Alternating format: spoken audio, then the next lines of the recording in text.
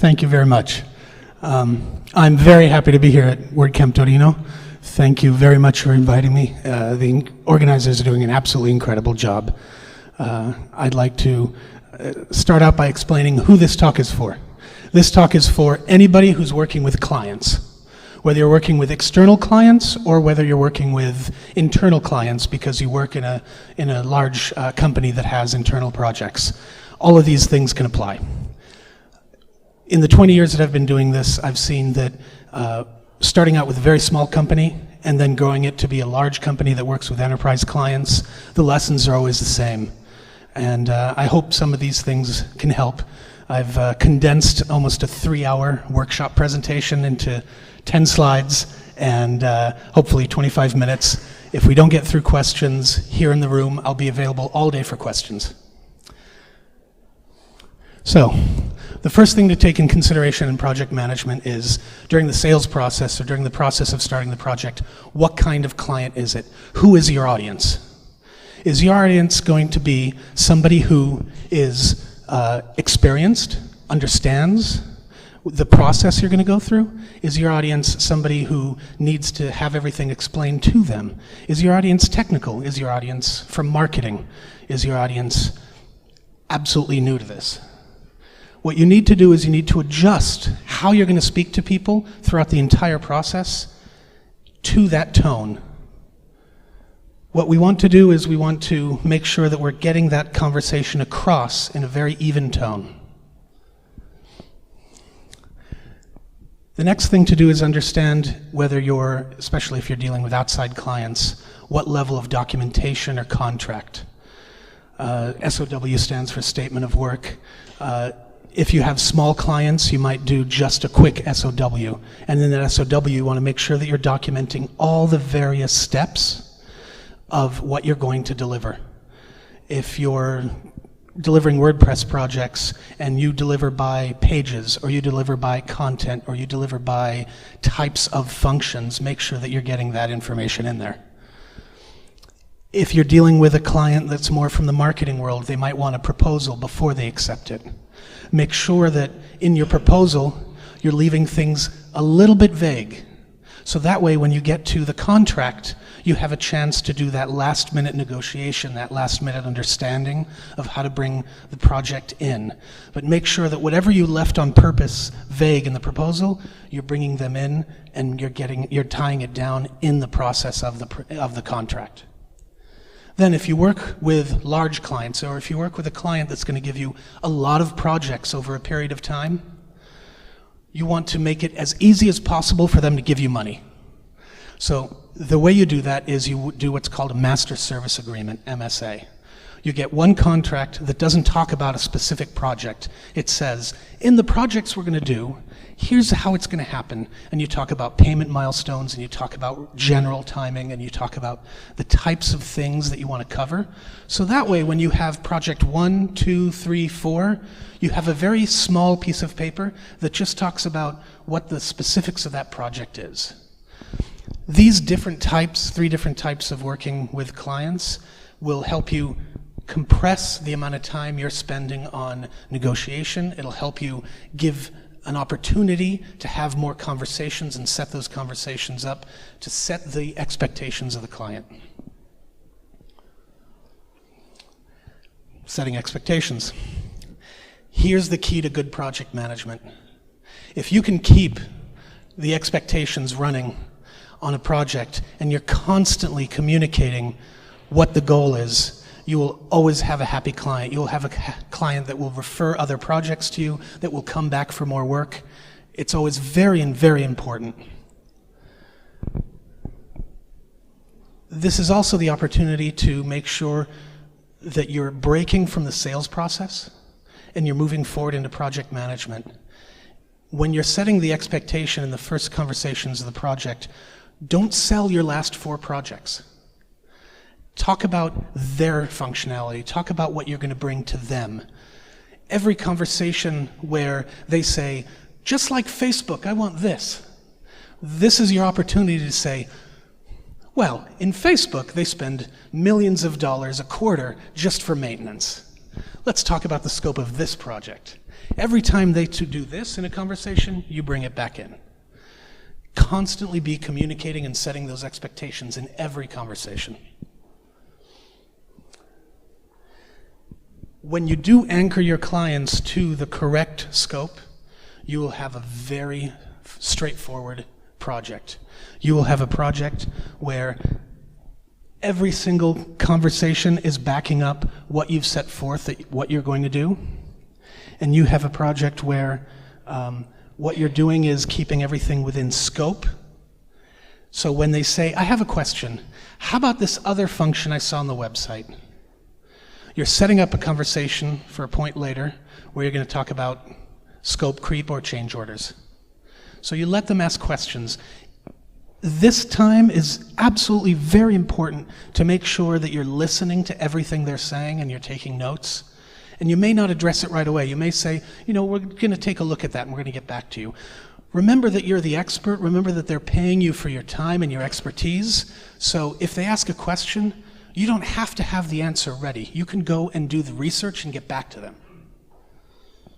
And telling them that actually gives them a respect for your professionalism. Now, always write everything down. I have the honor of coming from an Italian family. So we do a lot of talking. And we talk and we talk and we talk. And if I'm talking to a client, we talk for half an hour and then I put down the phone. 3 weeks later, the client might go, you remember that conversation right about in the middle when I said I wanted this and that and the other? I want it to work just like Facebook.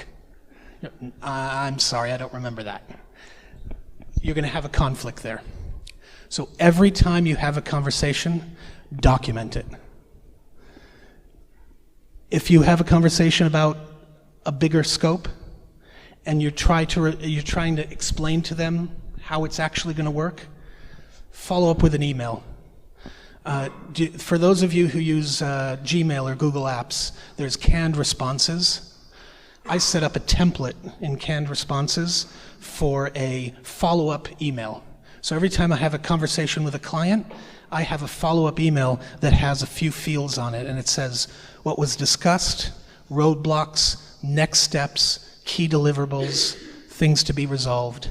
So those things remind me when I'm writing the email from the conversation I just had to document that.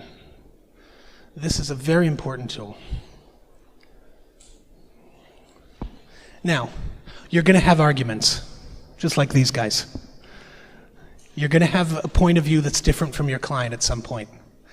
The key here is my personal philosophy, and I get a lot of debate about this in the WordPress world, never say no. The client is always right.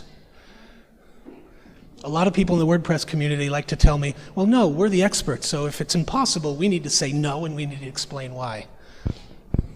There's always a way to explain to the client that what they're asking is out of scope. If somebody approached me here later today and said, I want a website as large as company X, absolutely we can do that. Do you have 10 million euros? Oh, okay, then let's go do this other thing. I didn't say no.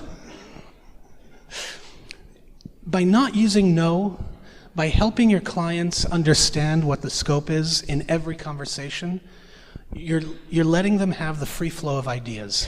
That's a very important feeling for clients to feel like they can bring their ideas to you, and you're not going to do what some people in California called tech no, as in tech N-O, because people don't want to be told something's not possible. But if you have the patience to explain to them, the earlier the better, what is and isn't possible, and how that will affect the timeline, the more happy your client's going to be, the more successful your client engagement is going to be, and how you're going to get projects back.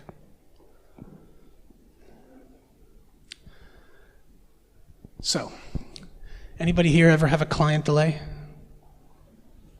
Yeah? Okay, almost everybody, I would assume.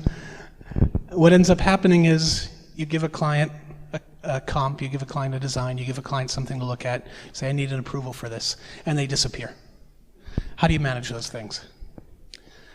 The goal we set at Crowd Favorite and 40 is specifically If they have a client, if they have a approval they have to give us on Monday, we call them up and we say, hey, how's that going? They go, we'll get it to you. Okay. The next business day, we send an email and we say, hey, just to remind you, we need this approval. If it goes on much longer, you might create a delay in the project, and that might have consequences on the timing of the project or on the scope of what we can get done. 3 days go by. Nothing happens. You get to day 5. Business day 5, that's when you're sending an email and you're saying, I really need this. We've created a roadblock. Depending on how you deal with your clients, either A, I have to put this project on hold, B, there's a penalty clause that I'm going to have to ramp down the project and work on other things while I wait, and then when I have to pick it back up, you're probably going to have to wait for me to finish another project, or you're going to have to pay a rush fee. Or C, depending on the type of client, and if you have an ironclad contract, then it's a matter of time of saying, okay, well, we're just going to put the project on pause, and there's going to be a late fee for every day late that you get your approvals to me. Now, depending on the size of your business, the size of your clients, one of these 3 will apply. If you haven't ever done that, again, come ask me how to implement that in detail, because we don't have time today, and I'll give you some tips.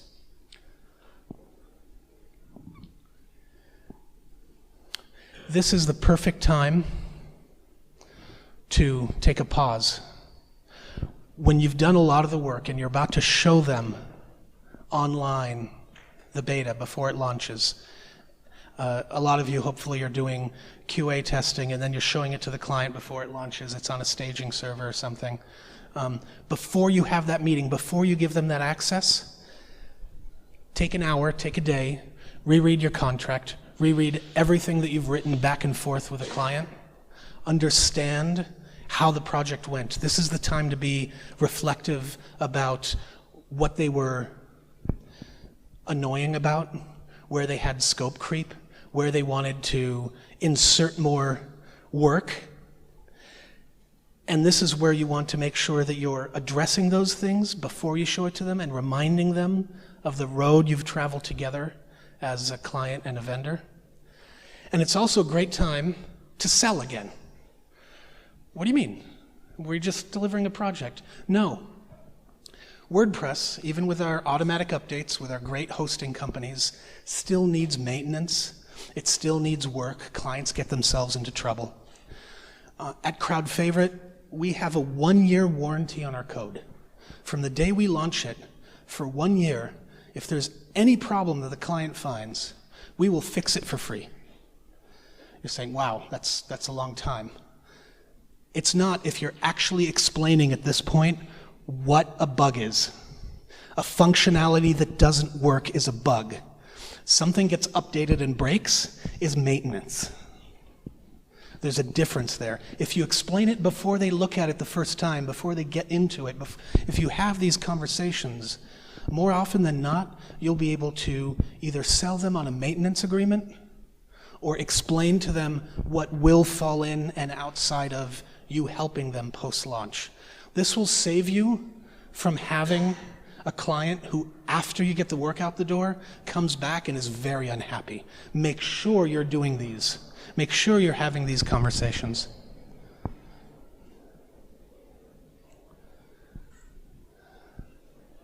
Scope creep. Scope creep is a very American term, but it means when the client wants to do more than what you contracted for. This is not a bad thing. This is, again, an opportunity to sell and to do more. So what we're going to do here is when a client comes and says, you delivered these 10 things, but I want 11, 12, and 13. You have an opportunity to not argue with them about how this is different, but to explain to them how in your conversations to date, 11, 12, and 13 were not coming up in conversation and you weren't aware of them. This is also a great time for you to talk about how to trade off the difference between this could push the project longer, or with a little bit more upsell, maybe we can do something else. Always be negotiating. Always be trying to understand what they want. If your first reaction is always, that's a problem, they're going to feel that and you're not going to have a good client experience. And good project management sets you up for sales of your next project. Last important point before we get to questions and conversation. You guys are the professionals. There's a lot of fear, uncertainty, and doubt in what happens out there. Your clients don't understand the process as well as you do. So expect at some point in the conversation, I was talking to Francesco yesterday and he was saying, at some point I always get an email where the client is mad. Here's the key point, he knows it. Don't reply. Make yourself a rule, depending on your personality. It might be 20 minutes or it might be 20 hours. Read the email, take it in, don't reply. There's no reason to react to a mad client because probably they're upset, they're mad, they're frustrated because they don't understand something. Even if they're saying they're upset about time or they're saying they're upset about whatever it is, probably once you start talking to them, you will find out that it all has to do with them not understanding something, and in walking it through, you'll be able to get through that. So when you get these emails, if you can, do not react by writing back the email. Even after you have the time to digest it, I suggest getting on the phone, getting on a video conference, having a face-to-face meeting first, and then following up in writing. Because nothing will replace the visual of you being on with them on video conference or in person with a helpful smile, look on your face. That's very important. Now, I've rushed through a lot of these just to try and get to a point where if somebody has some specific examples or some specific questions, we could work on this in a workshop type setting, because that's how we like to do it. A lot of this seems like, well, they're nice theories, but I had a particular problem, or I had a problem with a client. How do you address that to this? So I'd like to be able to make it open to the room. Okay, so we're going to take questions, but I'm going to start with the first one. Please. You run a large company compared to many consultants or small shops, but you come from a small shop, right? Yeah. Do you think it's important, or how would you do this? How would you set the right size of the client to take and the right size of the project to take? Because sometimes I've experienced small shops taking projects that were way too big for them, and so getting into trouble because of that, or companies that they think that they have to take everything and they take stuff that is too small for them, and that runs into another problem. Yes. How do you set the right bracket, and how do you give yourself the right bracket for the size of project to take? Okay, so that's a very good question, and it gets a little bit complex. So I'll use an example. In some of the talks I give, we talk about verticalization and specialization. How many people in the room are more design-based? Okay. How many of the people in the room are developers? I hope you are looking around, because designers meet developers, developers meet designers. Don't try to do it all yourself. How many in the room are project managers professionally? Anybody? Okay. Meet the other guys too, right? The busier you get, the more projects you get, and I don't care if they're €5 projects or €5 million projects, the more projects you get, the more you want to specialize in what you're doing. And when you verticalize, when you focus on what you think you can do well, you will do much better. Find people you can work with and partner. Even when I was a small shop of 5 people, we partnered for things that we didn't know. We didn't try to fool the client and say what we did. Today, as crowd favorite, we actually partner even more, because we have to be very careful about making sure we deliver well. If you deliver a project badly, you've burned that client, you've burned that project. So if you verticalize, you can make sure that you're delivering that well. It's about finding the right relationships and the right people, and as Italians, I'm sure you can do that. So that's how you verticalize, but then how do you gauge the size? It depends on what your prior experience is. In the WordPress world and economy, we've seen the last 5 years in the United States grow exponentially. People who are taking projects of a certain size were doubling every 6 months the size of projects they were taking. And they were able to take more, and then they would hire more people. Be careful how you do that. That's why I say verticalize. Be careful about what you do take on. Don't be afraid to give a referral to somebody else, which is why it's very important at these WordCamps to network and meet other people.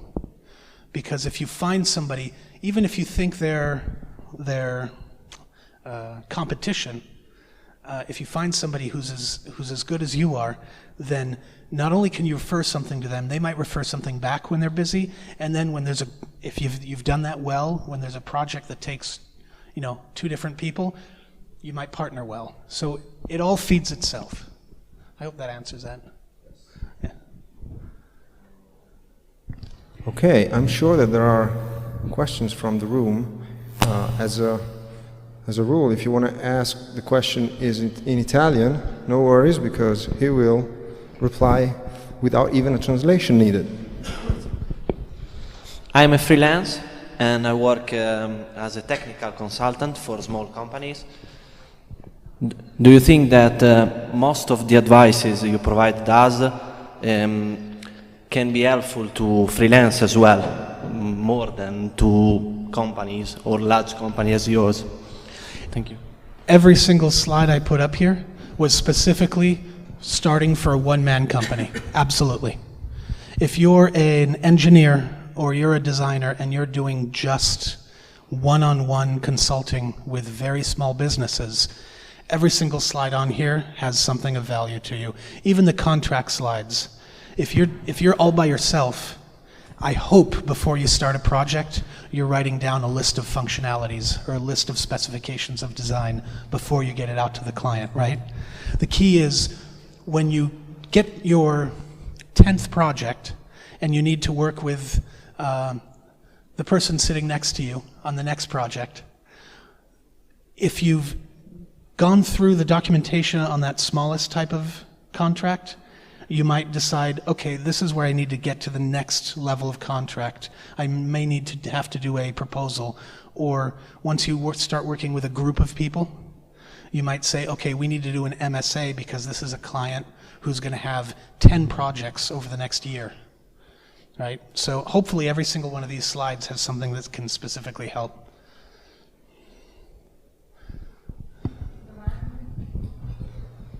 Don't be shy. Oh, come on. There's got to be something. I'm sure there are. I'm going to go in the back. I'm going to take a question from this area. If you don't raise your hand, I will pick. You see? It works every time.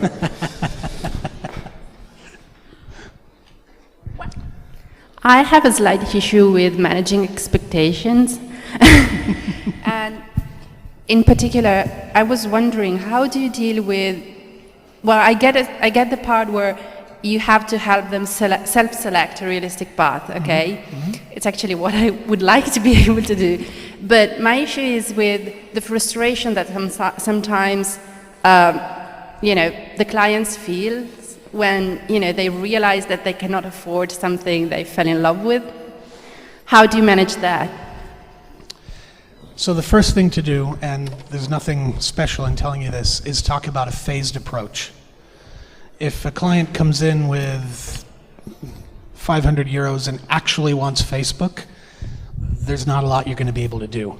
But if a client comes in and says, look, I really want a site with a learning management system on it, and you give them a price where you're going to put in Lifter LMS or one of the other LMS systems, and they say, I can't afford that, I can only afford half of that.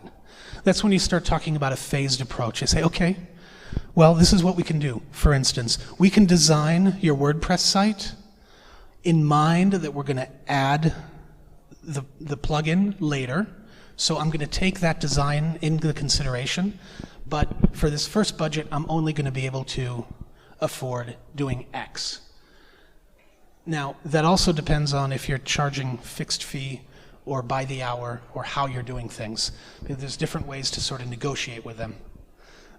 But the first thing to do is to talk about a phased approach in setting those expectations. And then they come back and they say, well, you know, I'd really like all of that at the same time. You go, well, I wish I could, but you know, that's why I was saying using the space-time continuum. You can only get so much time, so much done within a certain amount of time, with a certain amount of work done. And if you want that, I'm going to have to bring in other people. Even if that's not necessarily the case, I'm going to have to bring in other people. And to bring in other people, that's going to raise the cost. So it's really out of my control. If instead of saying no to the client, you say, look, I'm trying to help you with everything that's in my control, you have a much better reaction. It's like, it's a common problem for us. Your problem is you don't have enough money. My problem is I don't have enough time to give you without that money. Let's solve that problem together. I hope that helps. I think there's a question back over here.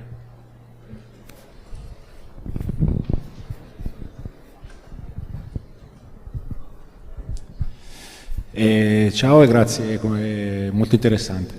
Volevo sapere come valorizzi la manutenzione dell'applicativo una volta online, cioè come far capire al cliente che bisogna spendere anche una volta consegnato il sito pronto.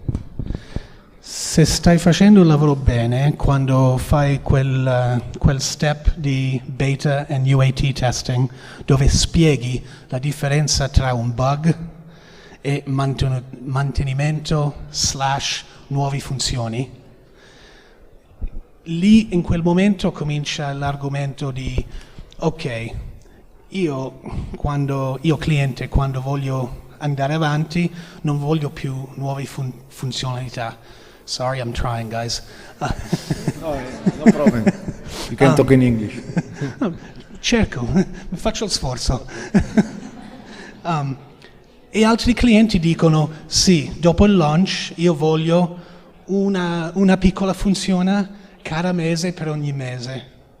Normalmente noi, per esempio, quello che facciamo è diciamo, dopo il launch, invece di un fixed bid, ti vendiamo un retainer di certi numeri di ore.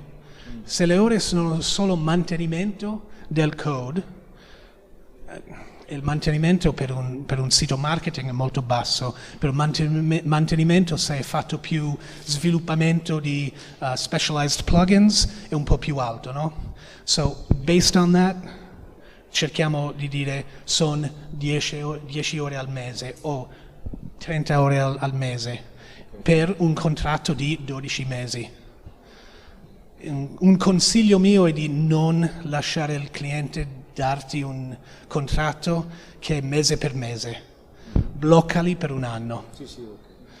Perché se no diventa difficile. Okay. Next one. Hi. Hey, Omar. I was wondering if you have any advice on how to deal with failure on our own account. So what if something in my team goes wrong or I fail? Yes. Thank you. Great question. So let's say you are in the middle of a project and because you overloaded, because you promised something that you couldn't figure out how to do, you've blown a deadline, or worse, you've got a bug in the system that you need to go and find some help on. This is the time to be completely open and honest. Be completely transparent with your client. When was it? It was 2 years ago, almost 2 years ago. There's a famous WordPress product company that had a security breach right before WordCamp Europe. And instead of not saying anything, because the way that it happened, they could have covered it up, the first thing they did is they said to their clients, we screwed up, And this is what we did wrong. We did something really dumb, but we're going to make it better. We're going to fix this problem, and we're here to support you. Yes, there's always going to be one or two clients who are, you're fired, you're out of here. Those type of clients you don't want to take. You don't want to keep. It's okay, walk away. The clients who react by saying, okay, you screwed up, how are you going to fix it? And then keep going are the ones that you're going to have an even better relationship with. But if you don't take that responsibility up front and tell them that, you don't have the opportunity to find out how they're going to mess up. Or worse, if you hide it and you actually get through it, and you get to the other side, when they then have a problem, you don't have any bartering, you don't have any negotiation. So always be completely transparent about that stuff. It'll take you much further in your next sales and in your current project. Right. Anybody else? No? All right. Well, thank you very much. Thank you.